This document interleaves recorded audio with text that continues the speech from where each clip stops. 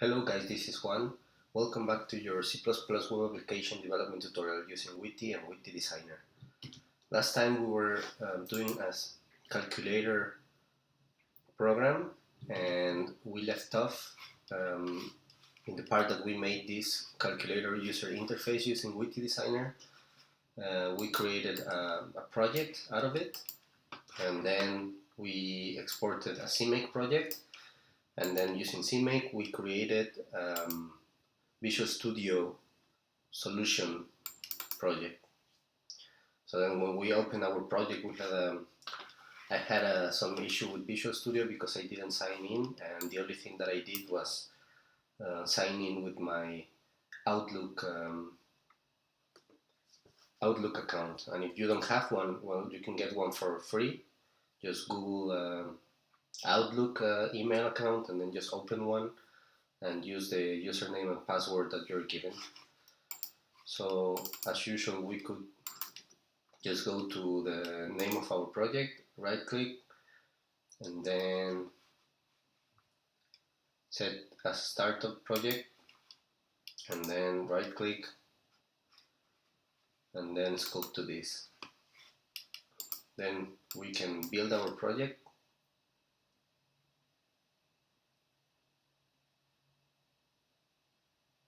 Takes a little bit of time. In the meantime, we can open a browser so we can check whether if our project is working. We can click on debug our project. We can see which port we're using. In this case is 8080. Go to the loopback address, and then you can see that our project is working, but we have no functionality. So this is what we're going to do today. We're going to implement this functionality. So let's close this now that we know that it's working, and let's get working. Let's open our calculator, auto-generated calculator.h file, and let's open as well. Let me see. Let's open the C++ file. Okay, so I like having my header files and my source code files on the left and on the right respectively, and so I can have like an eagle view of my project, the project that I'm working on. So let's start here. Well, let's start by adding some private members that we're going to be using in our application. The first one is going to be a WString object that I'm going to call str old number, and this is going to be, I'm going to use this WString to hold on memory the last number that the user has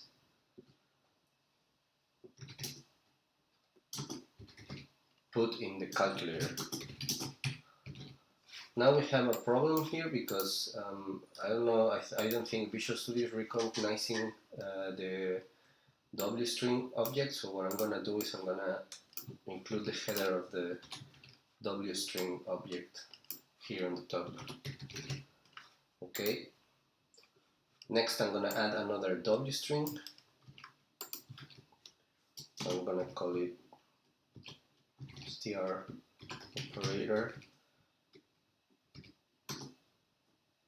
and I'm going to use this to hold on memory the operator that the user has chosen. Alright, and finally I'm going to use a boolean because there are many situations in which a new number has to be input, like for example after a user selects an operator, or I don't know, after the user clean everything. There are many cases in our logic where a new number has to be input. So I want to have a flag that will tell me if I'm in one of those situations. I hope this is gonna be clear when we start implementing our calculator. State to tell when it's time to input a new number. Okay. And now that we're done with that, let's start with our slots. And we're gonna work on based on what we have learned so far. So if you haven't watched the previous tutorial, please go back and watch them, because in one of them I showed you that we connect the events of our buttons to slots. So let's start. For example, I showed you one way to do it, and one way to do it was, for example, if I want to connect a slot for whenever I click the result button, the equals button, for example, connect slot for result. And the way we learned how to do it was to say the UI, which it contains all our user interface objects, and then look for the equal button. Where are you? Ah, here you are. And then we select the click method, then connect it, and then we needed to connect it to a method in this class. So how are we going to call this? And this method is the slot. So how are we going to call this slot? So the way we're going to call it is going to be void on result button clicked, receiving no parameters. So I'm going to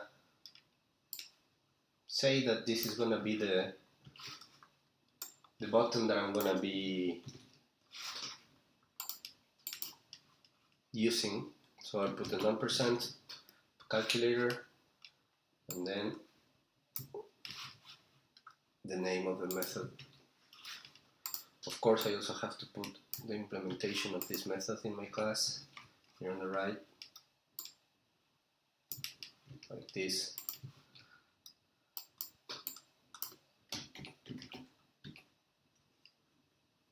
Right? So now we can, let's save.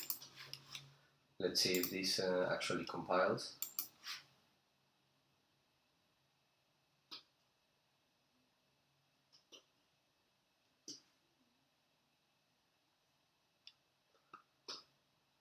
Takes a while. Okay, so this compiles. So this was one way to do it, and if we wanted to, okay, let's put a comment here. Let's say, let's put the comment over here. This is for when I click the equals button, and we can also make another one for whenever I click the negate button.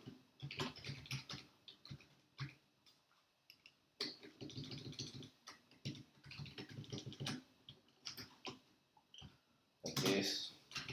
This is when we click the plus minus button, and of course this complains because we need to go on and put this over here.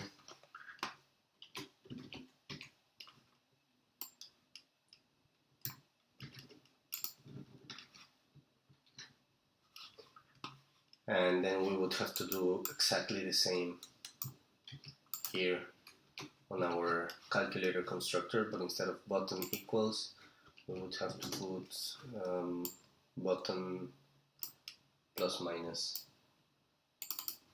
and then here the name of the method that we're gonna call when this button is clicked. So this is one way to do it, and we would have to do that for every button in our calculator.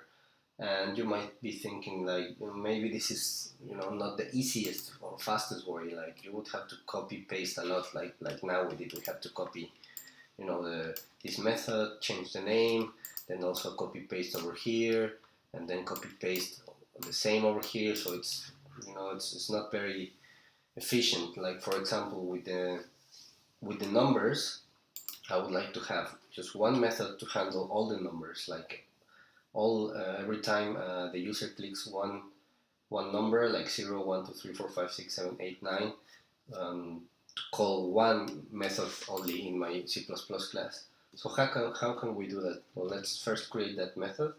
Let's call it on number button click. And then this one, in order to differentiate, to see which one of these button has been clicked, we need to have a string parameter. We have to pass on a string parameter and say, hey, this number was clicked, like the button 1 or the button 2 or the button 3. Otherwise, there would be no way to see which button has been clicked. Okay, so this is how we're gonna create this method, and then we're gonna just put it over here, put the implementation of it. And now this is the interesting part. So how do we connect all the buttons to this single method to handle all of them? Well, the way we do it is very similar. Let's put here connect slot to handle all numbers. And which numbers do I want to handle with this method? I want to handle everything that is related to a number. For example, 0 to the number 1, 2, 3, of course 4, 5, and 6, and 7, and 8, and 9, but also the dot. I want to handle it because it's part of the number. So how do we connect this slot over here? Do we say UI, start with the button 0, clicked, whoa, click, the same, connect, and now what do we connect? Well, we connect, and this the order of the parameters is a little bit different than with this other method. We're going to be using the boost library, and the boost library has a method called boost bind. And in this boost bind method, what we have to do is we have to pass on the name of the method. So we open parentheses, we put ampersand, and then we put the name of the method. Then we say comma, this instance of the object, and then we pass on the parameter that this method receives. So it's a W string word, so we can put here a 0.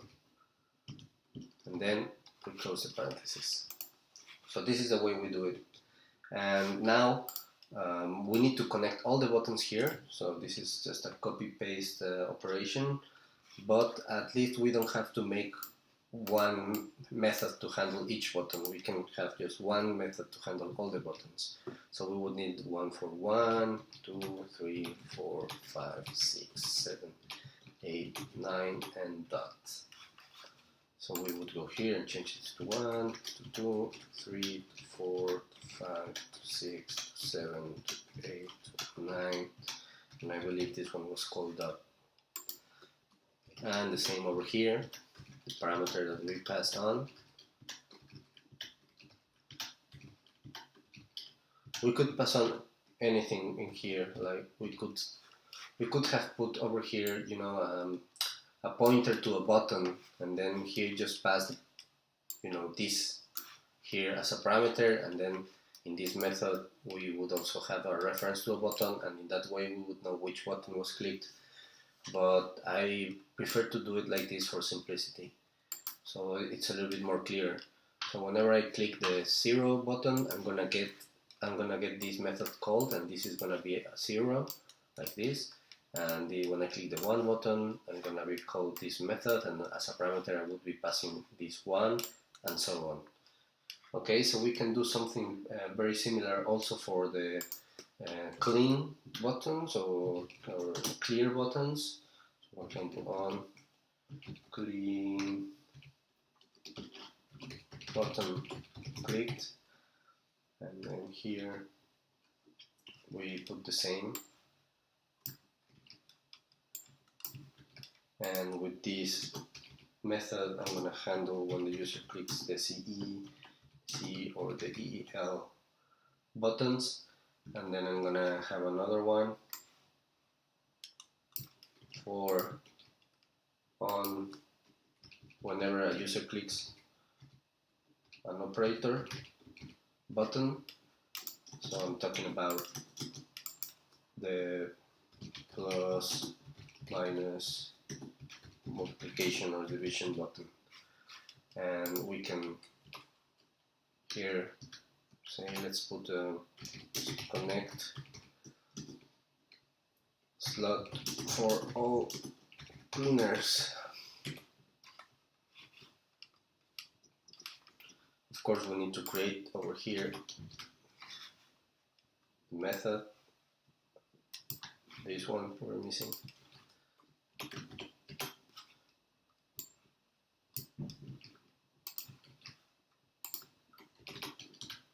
And we're also missing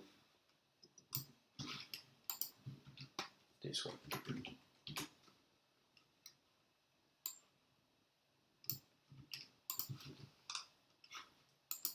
So we say UI button delete, and then just the same like this, but I'm gonna change, of course, to the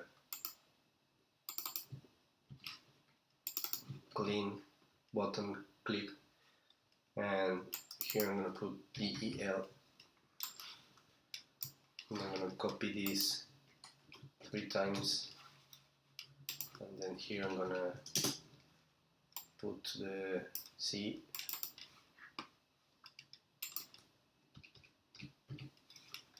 and then here I'm gonna put the CE,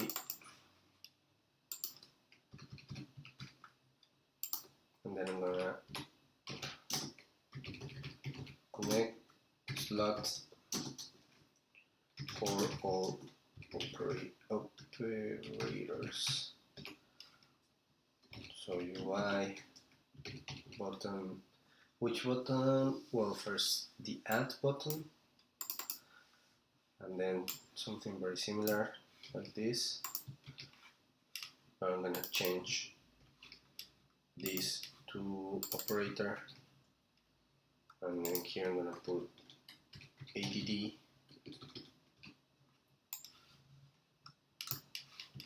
I'm gonna copy this 4 times. The next one is gonna be the subtraction,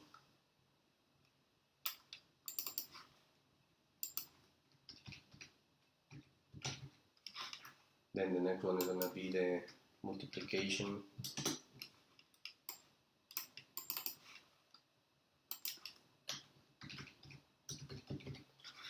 then the next one is gonna be the division,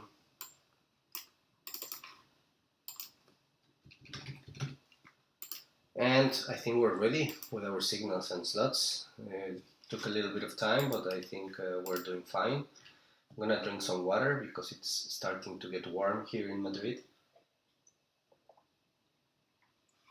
Summer has finally arrived, but let's continue. Okay, so let's implement our, let's start with a simple one. Let's start with the, what about the negate method. Okay, so let's start. First, let's check if a new number, because if it's time to add a new number, then we can start the new number, then just start the new number with the minus symbol or nothing. So let's see. let's see, if m bool new number, then we say, let's take the result,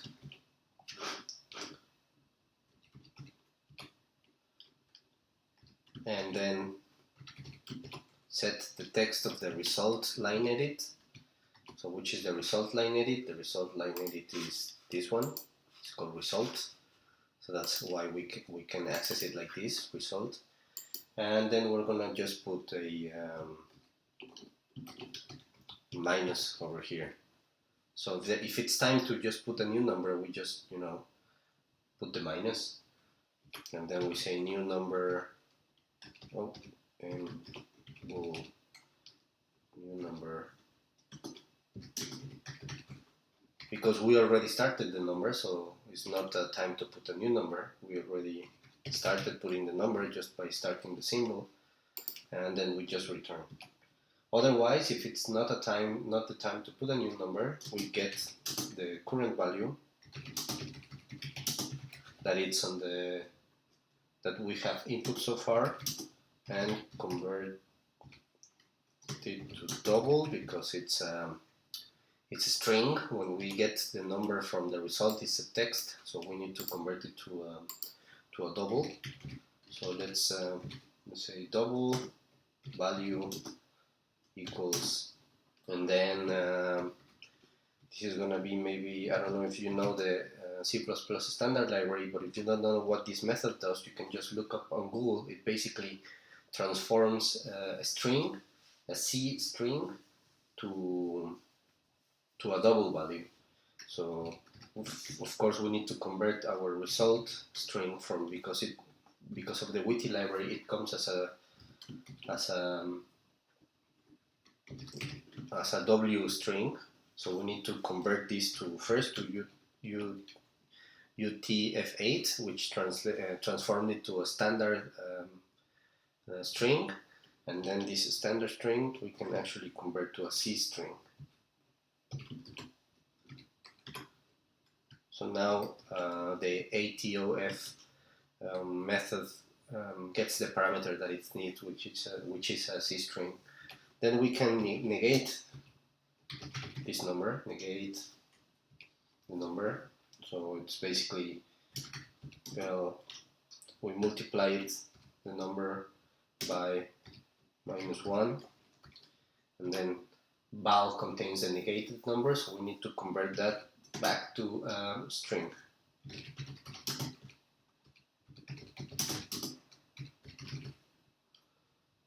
So we say std, this is a method to convert OS string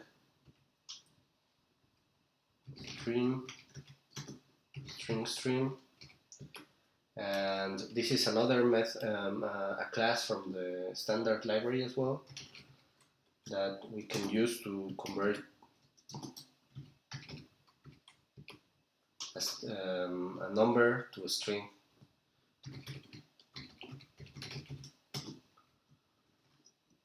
Here, let's call that negated, because strs.str. And if you're wondering how did I come up with this way of transforming stuff, well, what I did is just Google how to convert C++ string to a double, and then this came up, probably in Stack Overflow, some other website, and then how to convert a double to a std string, and then this came up. So that's the way that I found out how to do it. Then we can just display the result.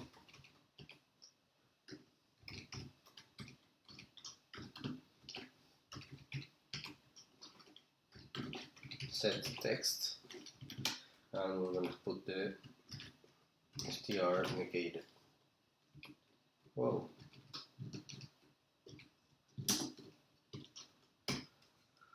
Okay, so this is how it works.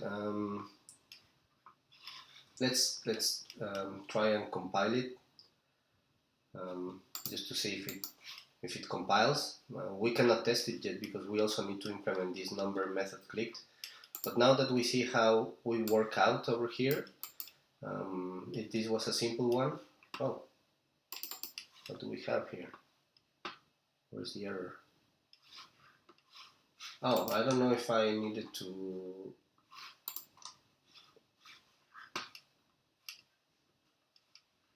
Okay, UI button method clicked. Ah, of course.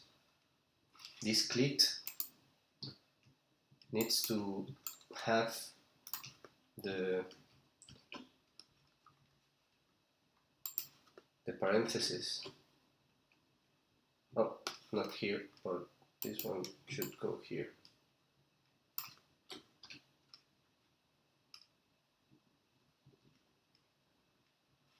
And then we need to get rid of this one.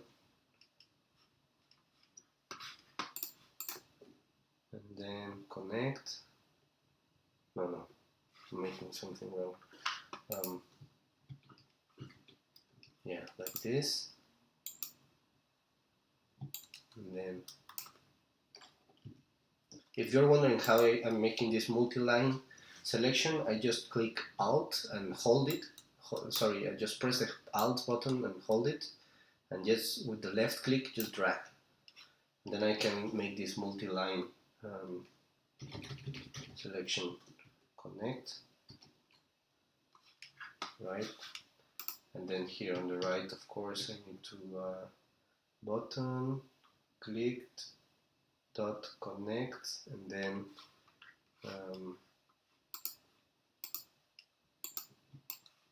just need to get rid of this.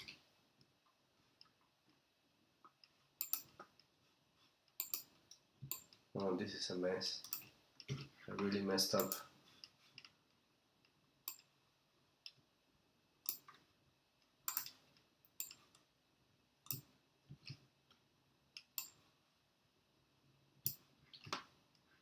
Like this.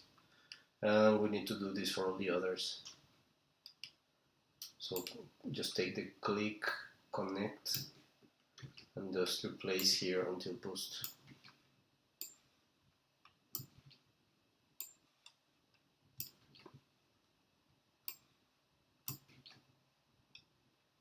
Yeah, I don't know what happened. Maybe the heat is affecting me. Sorry, this is the way to do it. When this button is clicked, connect, and then we connect this method of this class, and we pass on this parameter. So let's see if this actually compiles. Okay, build succeeded. Sorry guys. Let's continue. Let's continue now with the button, so we can have something to test. Okay, so let's just go here. And let's start by adding some temporary W string to hold the new number that we're gonna create once the user has pressed a button. And let's also have another one to get the current number on the result line edit.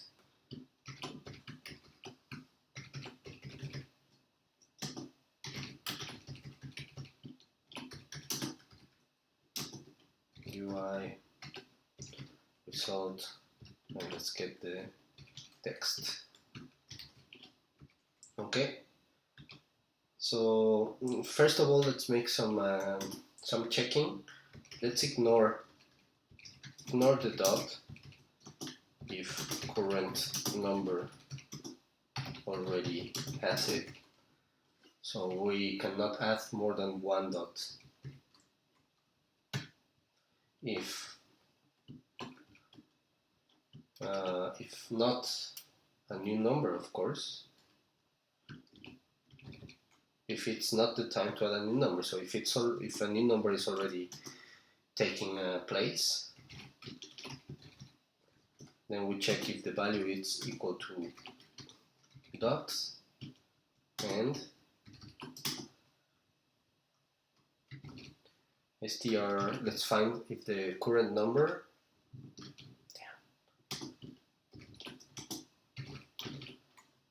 have to press tab here. Sometimes I make a mistake and press enter, but I have to press tab to UTF-8, and then we use the method find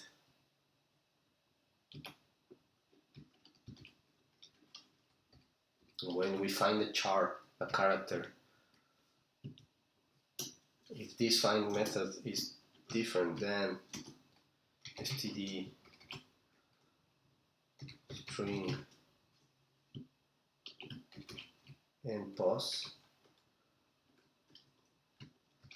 so this is if it's not the time to add a new number. So if a new number is already in place, and if the value that if the button that has been clicked is the dot button, and if the number that is already there, the current number, if it doesn't have a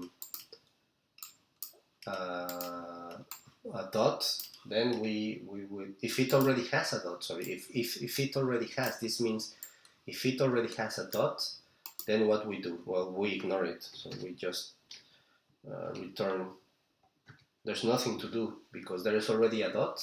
This means there is already a dot, and we're not gonna add anything. So we just, go back to the execution of our program. But if no previous, now if no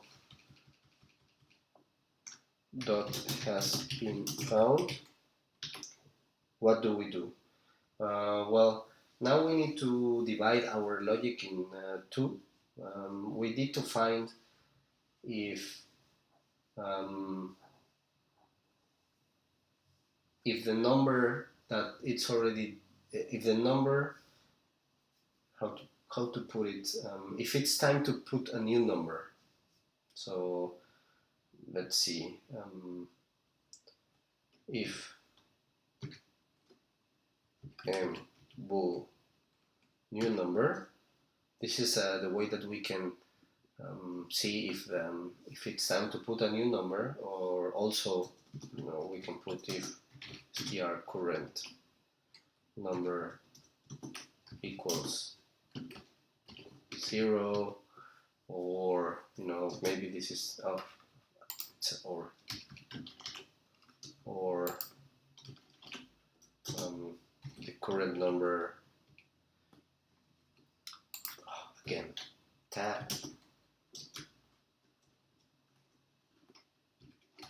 let's say this is more likely, this is likely not gonna happen, but if it's empty, then we're gonna do this, and otherwise we're gonna do that.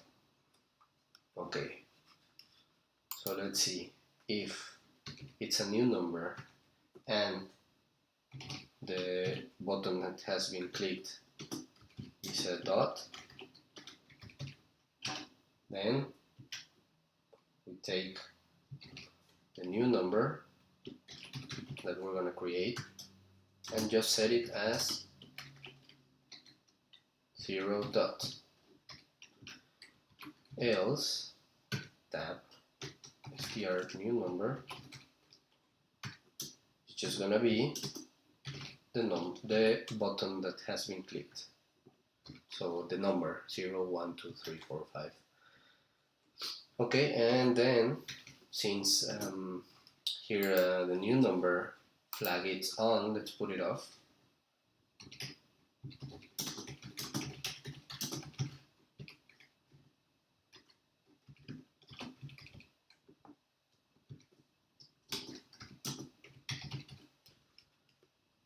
Okay, so now again here, we're gonna do the same. Okay, but we're gonna differentiate between if it's a dot or a number. And remember that at this point, we are sure that our number does not have a dot, because if it would have had a dot, then we would have returned already. So what we're gonna do is we're gonna put str current number so the current number, and we're just going to add to it a dot to the right. And in the other case, in the case that it's a number, we're going to do the same, but we're going to add the number. Okay? And of course, finally, we have to update the new number on the line edit. So we're going to put UI result set text, and then we're going to put the new number.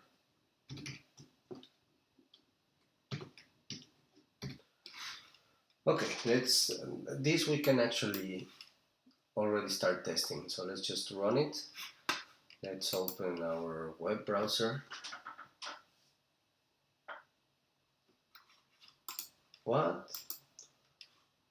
There were error bills. Would you like to continue? No. Let's see. What's going on? I think we're still having issues with this bind thingy. What's the problem? Well, I really don't know what's going on, so let's just click rebuild. Now, it said something about the heap. I don't know what was that really, guys. Sometimes Visual Studio does some crazy stuff. Oh, you see, now it's succeeded. So I really don't know what happened. Let's just click continue to see if it's working. Okay, it's working. So let's go and go to our web application and let's start putting in some numbers. 236.25, and then if we click dot again, nothing should happen because remember that we are ignoring it. So if we actually let's just debug a little bit. If we go to here, so this is where the dots where are the lines not showing? Let me see, let's go to options, text editor. This really annoys me. I mean, why is not showing the numbers, line numbers by default? Okay, now the line numbers are showing. Let's go here, this line 45, and let's see, if I click the dot, it goes here, and then if we go step by step, we get the current number, which is a double string, so I cannot read it. But let's see, let's check here. It says let's check if we have a dot, and then it says, oh, we have a dot already, so let's just ignore it, and then we just go out of the function and we continue the execution.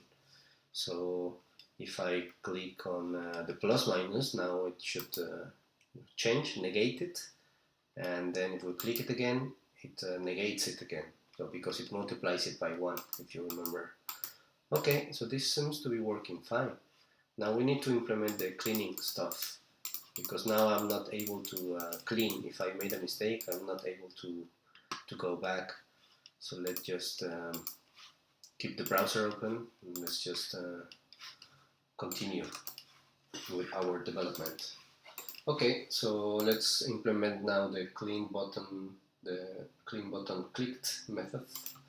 So let's do it in a similar fashion. Let's just create a new W string and let's get our current number. A W string for our new number, and now let's just handle each case. So let's say if str value, damn it, again, tab str value equals del, and it's not the time to put a new number,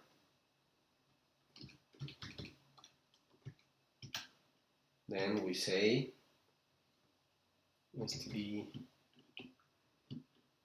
Let's create a temporary number. Let's call it str temporal, and then let's hold on the current number. Oh, damn it again. Current number dot to utf8. Enter. Oh, should have put tab. I really get used to put tab. str temp tab dot erase. So we're gonna use the erase method of the standard string object, and we're gonna erase. What we're gonna erase? Well, let's get from this temporary string. Let's get the end of it. -1.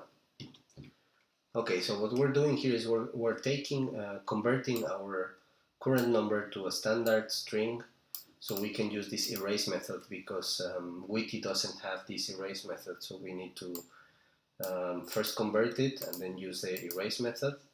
And we're gonna, this end contains the past end character of the string, so it's not the final, the last character, but it's one after. So we need to go one step back to actually erase the last character. But now that we erase it, we can say that our str new number is equal to w string, and then we say from utf8, which actually accepts an std string, which is very convenient for us. Okay, so we have handled the delete button. Now let's handle another one. Let's handle the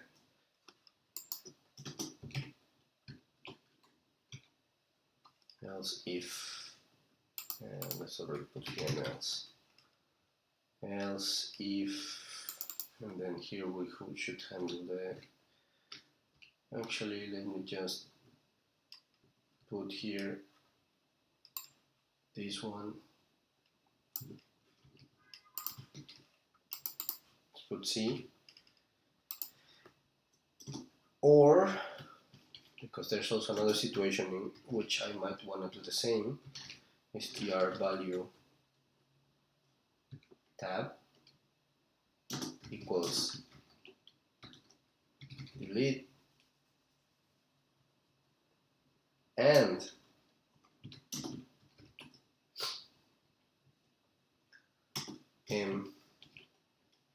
bool new number.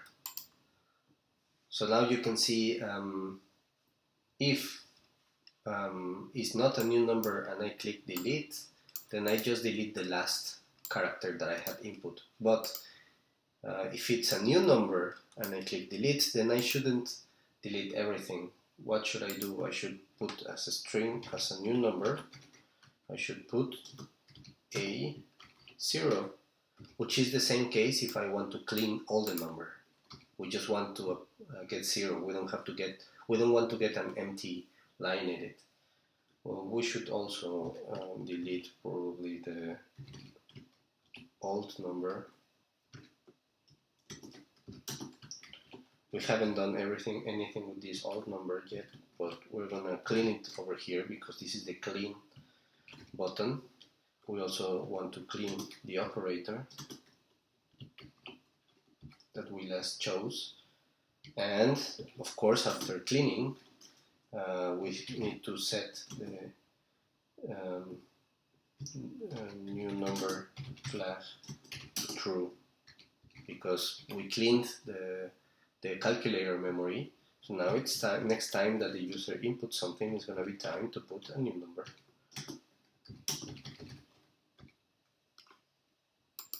We also need to do something about this, the default value of this bool when in the constructor, so when the application starts.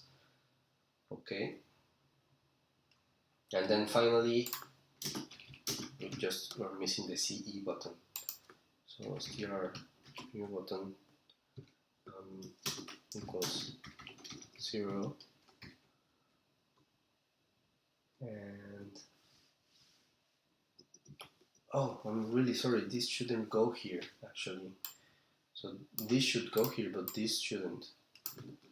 This is when we clean everything is when we should, you know, clear the number and the operator. But this we could reuse as well, because this is when we clean the number, then we put it at 0, and then we need to put a new number. But when we clean everything, it's when we need to clean also the old number and the operator, plus put the flag as a new number. Okay, and finally let's just check if everything is valid before putting it back into the... I don't know if this is necessary, but I just want to make sure that this one is not just a minus, for example. Or I also want to check if it's empty. This most likely doesn't happen, but you know, better be safe.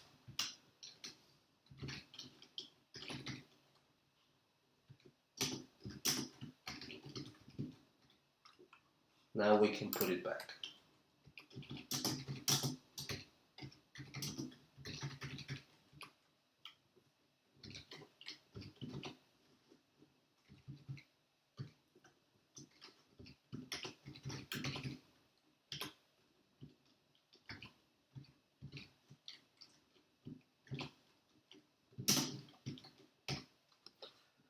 Okay, so this is our cleaning function. We handle the delete button to delete just one character. We also handle the clean the current number button, and then we also handle the clean everything. So let's test it.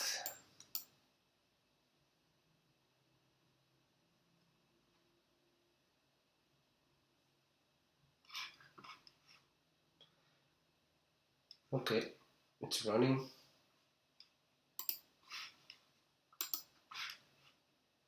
Let's go to our loopback address, and let's see if I put 257.0, and then I want to delete the last one, like this.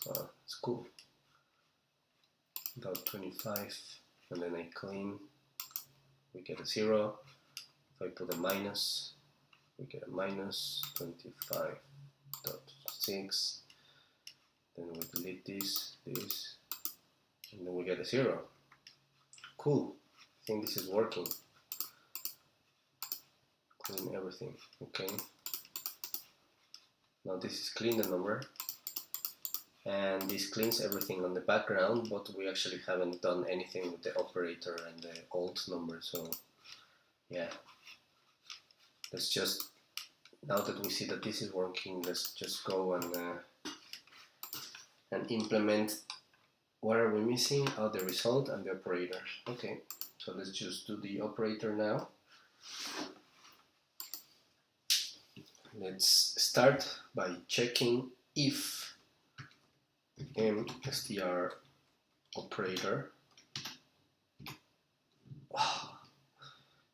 and I again forgot this, the tab, not the enter. Empty tab. Okay, if it's empty, else. Okay, so what we're gonna do if it's empty? If it's empty, we're gonna store the new operator. So we're gonna say mstr operator tab equals str value tab, and then we also store the number mstr number old number tab equals UI. We get it directly from the result line edit text. Okay,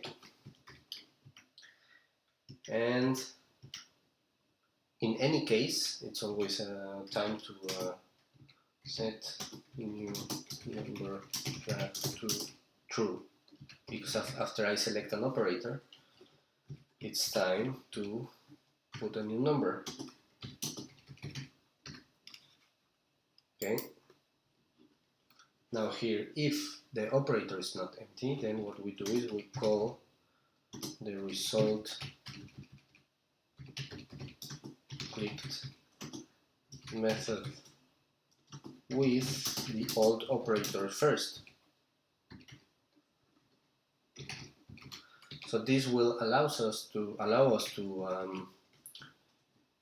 chain the operations. So we can chain the result of one operation and then apply it to the next number that we input and so on. But we first, before we change the old operator, so if an operator was defined before, so this is not empty, then what we do is we call as if the user has pressed the equals button, put out the new result of the old operation, and then store the new operations.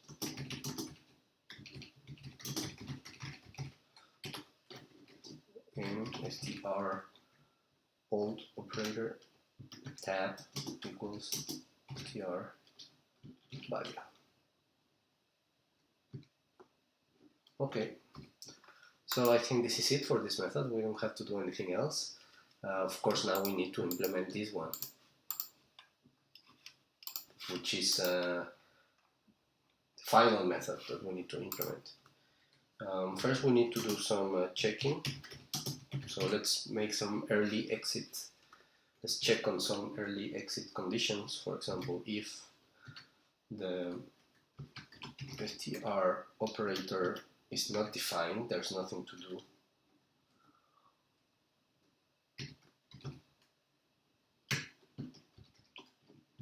So let's just return.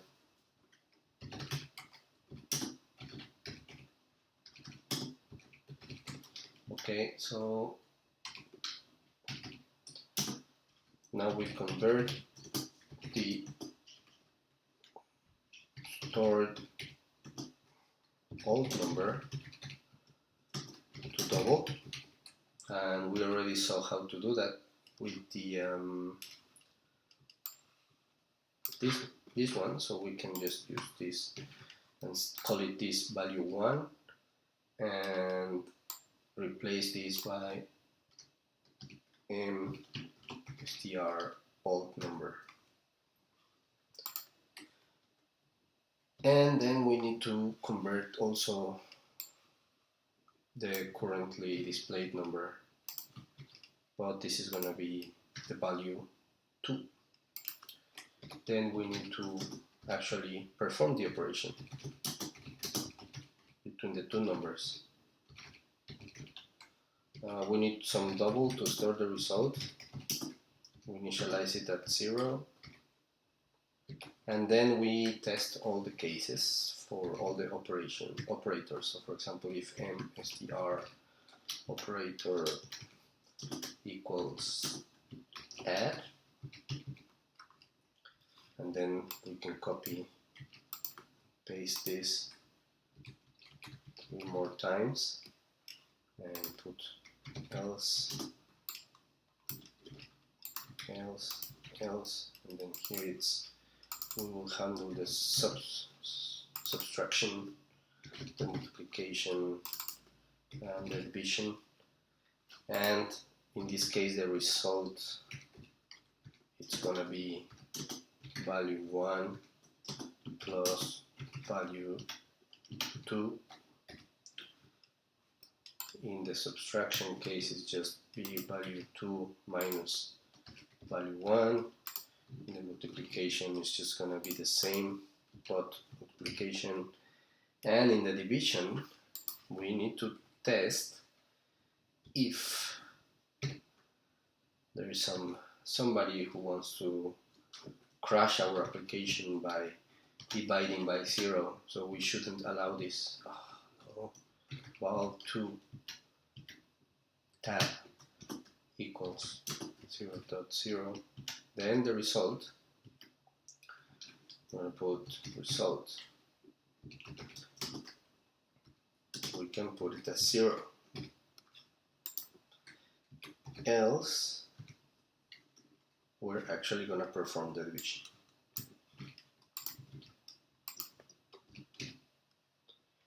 Okay, so now we need to convert the result to string, and we have done that before, like this.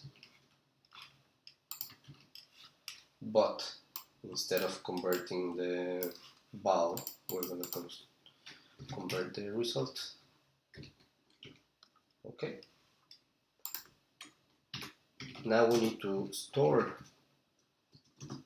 the result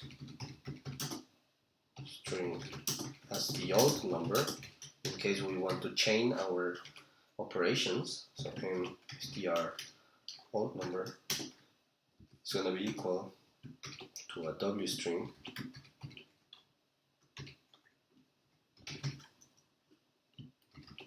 from UTF-8, and then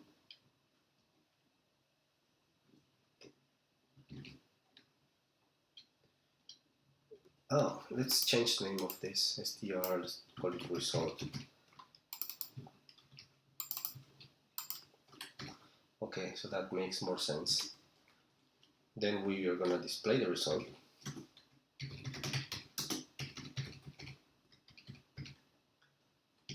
UI result set text. And since this accepts W string and we already stored the result in the old number, we can use that. And then we're gonna, of course, clear the operator because we have already applied it.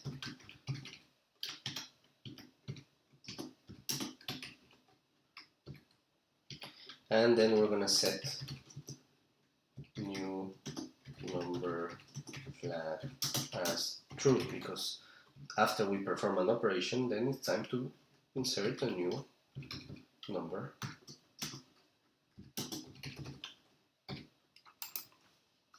And I think that's it. We have done everything. Let's just go and try it, see if it works.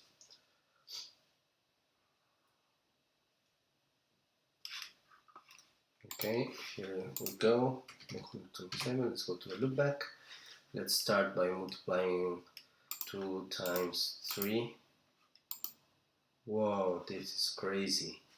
Okay, what else? Let's try screen everything. Let's put 2 times 3 plus 4. Wow, it's working. We can chain our operations. Okay, so let's say, for example, I want to multiply 5 times 6. Oh shoot, I made a mistake. I didn't want to multiply 5 times 6. I wanted to multiply it by 6. So let's just clear the most recent number, but not clean the old number, which was 5, and then just put the 6 that we wanted to put originally, and it's working. So the difference between this and this is that, like, let's try again. If I put 5 times 6, and then I clear everything, I cannot just put 6 and equals because I already deleted the old number. So that's the difference. So it seems that everything is working. Let's see. Oh, you see, I made a mistake in everything.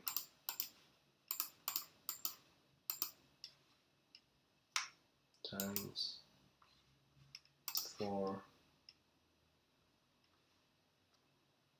multiplied by minus 0.1.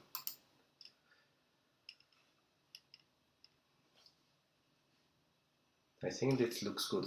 Okay, so this is it, guys. I don't know if there is any bugs. So far I haven't found any. I'm gonna play with it a little bit more, but if you find any bugs, please let me know. And I know there are many ways of implementing this. I hope the one that I just showed you it's useful, and I hope it's understandable at the same time. Otherwise, let me know in the comments. Okay, so see you next time. Have fun.